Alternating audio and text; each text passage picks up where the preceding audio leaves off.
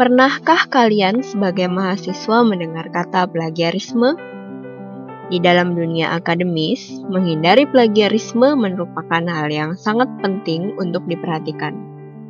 Hal ini berkaitan dengan salah satu prinsip akademis yang disebut dengan academic honesty atau kejujuran akademis.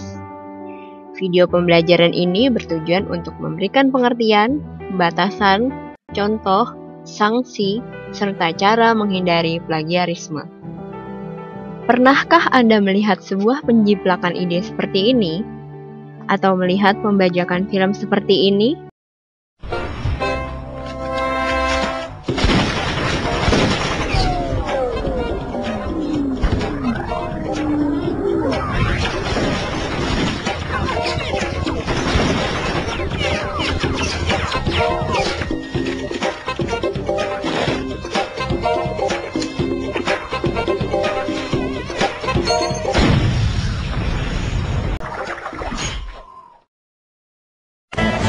Akshay Kumar in The Return of Khiladi.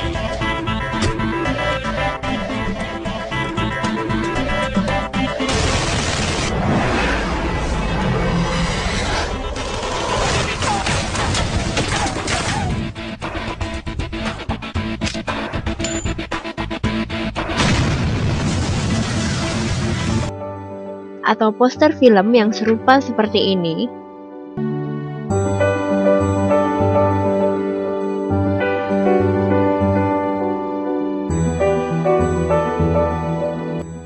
Jadi, apa yang disebut dengan plagiarisme? Sastrawan Ajib Rosidi mengatakan bahwa plagiarisme adalah pengumuman sebuah karya pengetahuan atau seni kepada publik yang sebagian besar atau semuanya merupakan karya orang lain tanpa menyebutkan nama pengarangnya. Lebih lanjut, The World Intellectual Property Organization atau WIPO mengatakan bahwa plagiarisme sebagai suatu tindakan mempersembahkan atau mempresentasikan karya orang lain sebagai karya seseorang keseluruhan atau sebagian yang melibatkan kurang lebih perubahan dalam hal format atau konteksnya. Secara resmi, peraturan tentang plagiarisme juga dikeluarkan oleh Menteri Pendidikan Nasional Permendiknas nomor 17 tahun 2010, yaitu sebagai berikut. Batasan plagiarisme. Jadi, dalam membuat karya ilmiah atau karya tulis, hal-hal apa saja yang dapat digolongkan dan disebut sebagai plagiarisme? Pertama, mengambil secara penuh karya orang lain. Hal ini adalah tindakan plagiarisme yang paling ekstrim. Kedua, terlalu banyak copy dan paste. Gunakan tombol Ctrl plus C dan Ctrl plus V dengan bijaksana. Ketiga, parafrase yang terlalu mirip. Keempat, self-plagiarism, artinya mengutip informasi dari karya Anda sendiri tanpa menyebutkan sumbernya. Kelima, menuliskan sumber kutipan yang tidak eksis atau salah tulis. Perhatikan nama pengarang, alamat URL-nya, atau informasi bibliografi lainnya dengan seksama agar sumber kutipan dapat ditemukan. Keenam, terlalu banyak mengutip, sehingga keaslian tulisan Anda sendiri menjadi kurang jelas dan terlalu didominasi oleh kutipan. Ketujuh, jumlah sitasi yang dituliskan untuk kutipan di dalam teks jumlahnya tidak sama dengan jumlah daftar sumber yang tertera dalam daftar pustaka. Kedelapan, saat mengutip seringkali terjadi ketidakjelasan. Bagian mana yang Anda kutip dari sumber kutipan dan bagian mana yang Anda buat sendiri. Hal ini terjadi karena ketidakjelasan tanda kutip atau penyebutan sumber. Contoh plagiarisme. Berikut adalah beberapa contoh tulisan yang melanggar isu plagiarisme dari beberapa karya tulis ilmiah yang dibuat oleh para mahasiswa baru di UPH.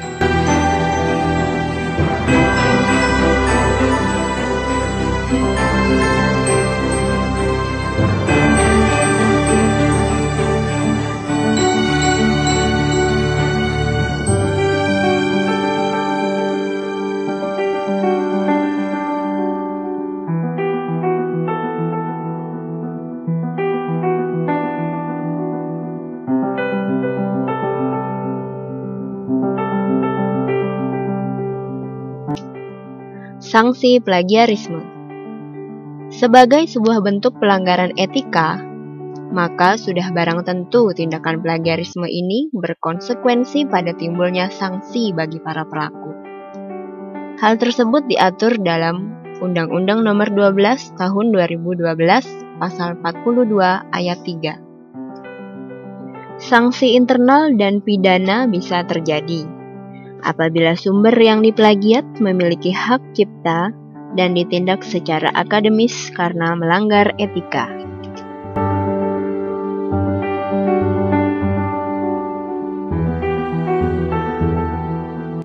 Sanksi sosial bagi si pelaku plagiarisme bisa terjadi dalam bentuk dikucilkan, dikecam, tidak dihargai, dan tidak dihormati.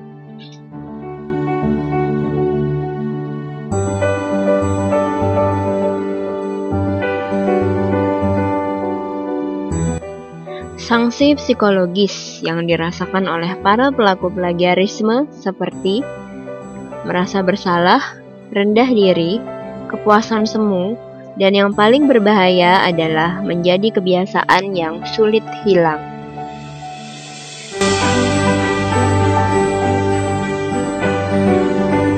Menghindari plagiarisme. Jadi, bagaimana cara menghindari plagiarisme? Memang hal ini tidak mudah untuk dilakukan. Hal ini juga memerlukan sikap diri dan kedisiplinan untuk menumbuhkan kejujuran serta belajar keterampilan menulis yang lebih baik. Ada beberapa saran untuk mahasiswa dalam menghindari plagiarisme dalam penulisan karya tulis, yaitu prinsip 80-20. Artinya, biasakan mengambil bagian-bagian yang dianggap penting saja untuk dikutip. Banyak mahasiswa yang tergoda untuk mengambil bagian-bagian yang tidak primer, hanya dengan alasan agar tulisan mereka terlihat bagus, atau mereka terlihat pintar. Hal yang bisa Anda kutip seharusnya dibatasi pada hal-hal yang benar-benar penting, seperti hal berikut: teori, definisi, konsep, proses, pernyataan, fakta, data angka, tahun, timeline, dan hal-hal lain yang tidak bisa dihafal. Prinsip just the way it is. Artinya, biasakan diri Anda untuk mengutip sumber sebagaimana aslinya berupa kutipan langsung. Hal ini lebih baik daripada Anda menggunakan metode parafrase. Karena dengan metode kutipan langsung Anda akan mengutip sebuah bagian tanpa takut untuk terlalu mirip atau terjadi ketidakjelasan batas karya Anda dengan kutipannya. Prinsip forget the past. Jika Anda harus membuat parafrase dari sebuah kutipan, maka buatlah parafrase tersebut dengan menggunakan kata-kata Anda sendiri dan tidak terlalu mirip dengan aslinya. Jika mirip, mengapa Anda harus menggunakan parafrase dan bukan kutipan langsung saja? Tips untuk membuat parafrase yang baik adalah: pertama, bacalah materi yang hendak dikutip beberapa kali. Kedua, pahami isinya dan tuliskan semua ide utama di dalamnya. Ketiga, tutup buku atau artikel sumber. Keempat, coba susun lagi kalimat dengan menggunakan ide utama yang telah Anda tuliskan tadi.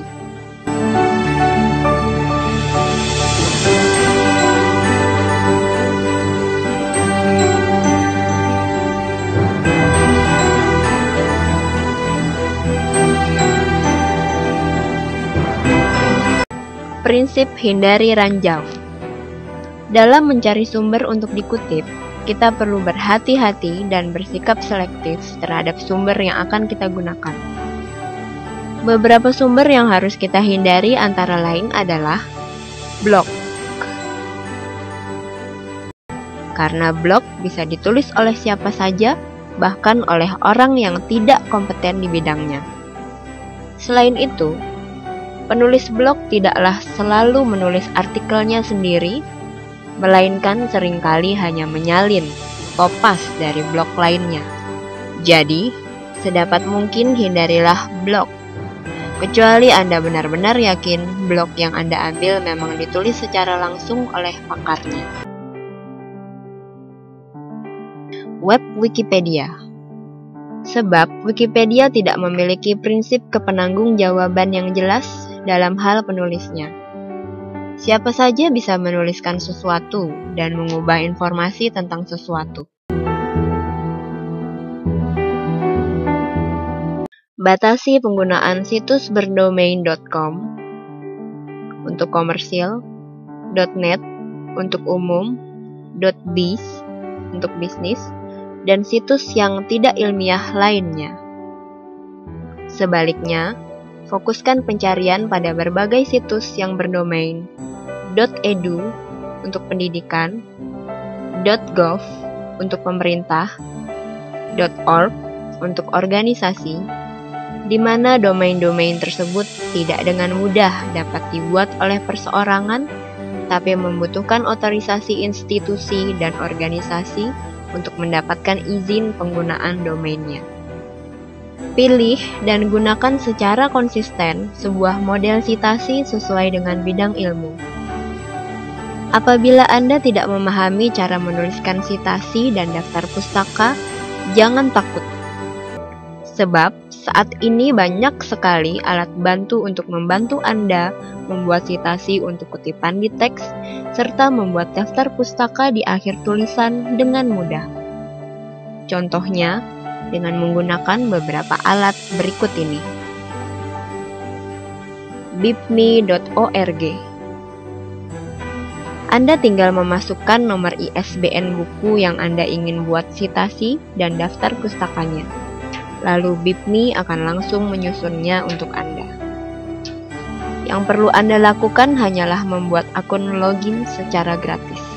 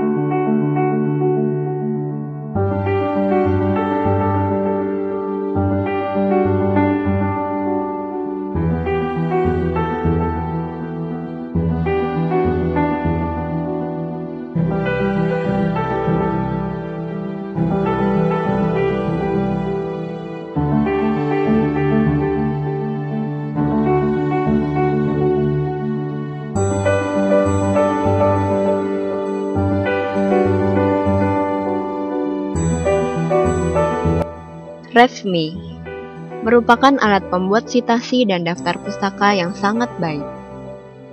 REFME tidak saja tersedia dalam versi web, namun juga tersedia versi gadget untuk smartphone bersistem iOS ataupun Android. Kelebihan REFME adalah Anda bisa langsung melakukan scan nomor ISBN yang berbentuk barcode di bagian belakang sampul buku, dan informasi bibliografis buku tersebut akan langsung terdokumentasi di dalam akun Anda, sesuai dengan bentuk citasi dan daftar pustaka yang Anda pilih. Zotero dan Mendeley. Dua aplikasi pengelola data bibliografi ini merupakan aplikasi terlengkap dan terbaik untuk digunakan sebagai pengelola sumber untuk karya tulis. Dengan mengunduh aplikasi ini dari zotero.org dan mendeley.com serta membuat akun, Anda bisa melengkapi browser internet Anda dengan aplikasi ini untuk mendokumentasikan berbagai sumber informasi seperti artikel, PDF, file video, audio, dan sebagainya yang kita dapatkan saat kita berselancar.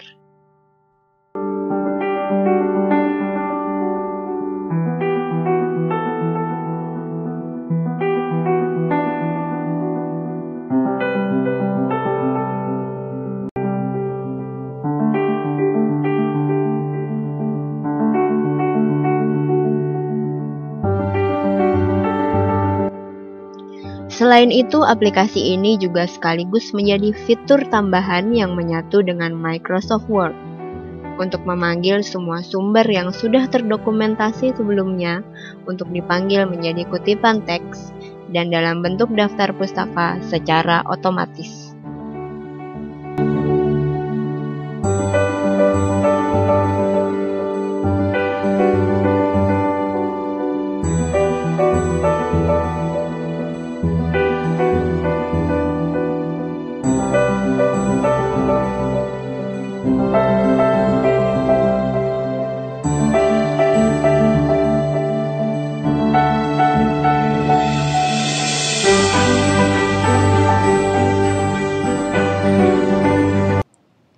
Semoga penjelasan kami ini bermanfaat.